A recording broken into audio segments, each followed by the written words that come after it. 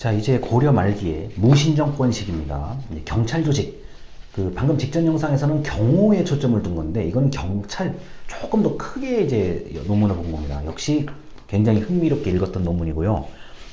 이제 이 교수님들이 이제 교수님이 뭘 얘기하냐면은, 경찰 조직이 공적인 기구 역할도 하면서 사적인 기구 역할을 한다라고 이제 얘기를 해요. 왜냐면은, 왕권보다 신하의 권력이 훨씬 막강했던 시기이기 때문에 당시에 경찰 활동을 했었던 사람들이 뭐 일반적인 국가 경찰의 역할도 하면서 도방을 중심으로 하는 당시의 권력자들의 어떤 또 그런 지키는 그런 역할도 했다는 것. 그래서 혼합과 분리라는 얘기를 한 거고요.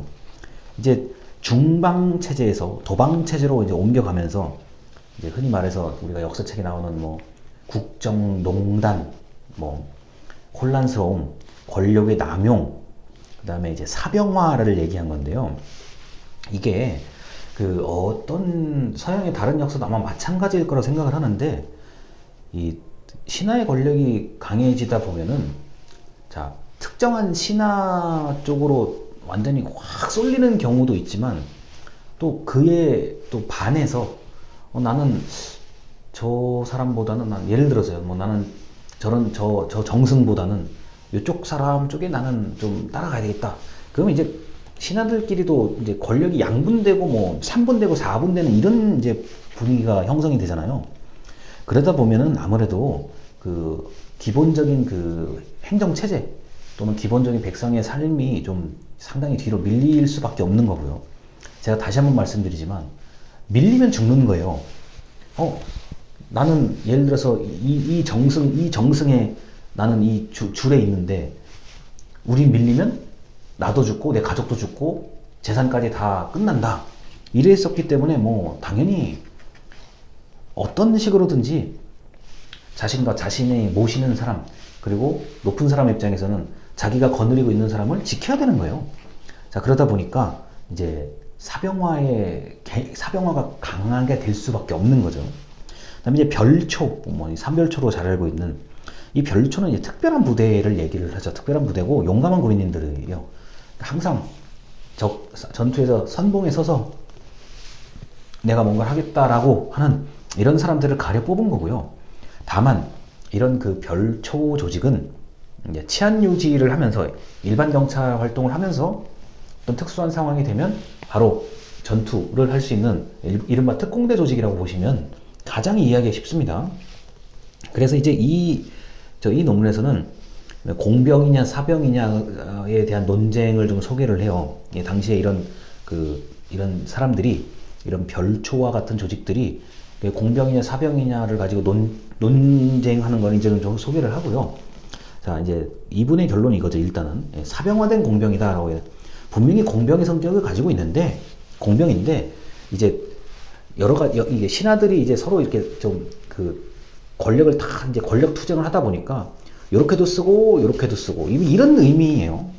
자, 그래서 이제 사법경찰, 방금 말씀드린 거, 질서유지, 그다음에 전투경찰, 만약에 어떤 전투 상황이 벌어지면 이제 제일 먼저 나가서 싸울 수 있는 그런 사람들, 그다음에 경호경비. 자, 경호경비도 마찬가지. 이런 왕을 아예 무시하지는 못하는데, 그렇다고 또 당시의 권력은 도방에 있던 사람들이 다 가지고 있었던 거랑 마찬가지잖아요.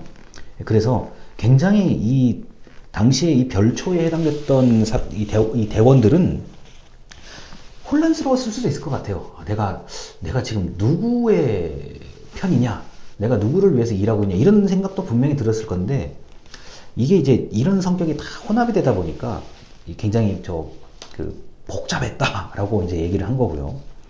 이제 이 논문에 따르면 3,000명 이상의 이제 별초가 있었다고 이제 얘기를 한 겁니다. 3,000명의 정예군이, 어떻게 보면 정예군인이고, 이 3,000명이 나름대로의 무장된 정신을 가지고 이제 있었다는 거. 그리고 이제 사병화 시도는 사실 절대로 등장할 수가 없는 얘기라고 이제 이 논문에서 마무리가 됩니다. 뭐 당연한 거고요. 지금 경찰 조직이 사병, 말도 안 되는 얘기입니다. 그거는 입 밖에 꺼낼 수가 없는 얘기고, 이렇게 사병화 시도가 그때 사실 어느 나라에서나 이런 사병화 시도가 굉장히 많이 나타나요. 모든 역사에 공통적으로 나타나는 거고, 그 사병이 이제 좀 너무 이렇게 과열되면 반드시 그걸 없애려고 하는 새로운 세력이 나타나게 되고요. 그게 왕이 됐든 뭐가 됐든 나타나게 되고요. 그 사병화라는 게 이제 서양 역사 기준으로 봤을 때는 이게 우리가 저 옛날 서양 역사 보면 귀족들이 이게 성 있고 이렇게 봉건제 다스리잖아요. 봉건제라고 하잖아요. 근데 봉건제의 개념에서는 이 사병화가 당연한 거예요. 이게 내 땅에 나를 위해서 내 땅에 그 사람들을 위해서 우리를 지켜줄 사람은 누구냐? 라고 했을 때 사병이에요. 사병이고 이제 어떤 그 가문을 위해서 그 귀족을 위해서 충성하는 사병도 있지만 용병이죠. 저는 급여를 좀 잘 주면 지켜드리겠습니다. 그 급여를 주는 동안에는 사병인 거예요. 이게 그래서 굉장히 이게 지금 이 논문은 굉장히 흥미롭게 굉장히 재밌게 읽은 논문인데 조금 더 넓게 얘기하면 이제 사병이라는 게 참 역사 속에 많이 등장을 했다라는 거. 그런데 뭐 요새 같은 경우는 언급조차 불가능한 얘기고요. 뭐 그래서 이제 이 약간의 그 강제력과 무력을 사용하는 집단이라고 한다면 정치적 중립을 지켜야 되는 이유가 이제 이런 거에 있는 거고요. 그다음에 그 당사자들, 그러니까 뭐 군이든 경찰이든 뭐든 이 제복을 입은 사람들의 이제 의식 수준이 교육을 통해서 굉장히 높여놔야 이런 이제 혼란에 빠지지 않는다라는 걸 우리가 너무나 역사적으로 교훈으로 잘 알고 있는 거죠.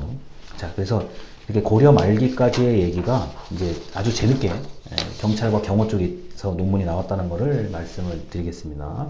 감사합니다.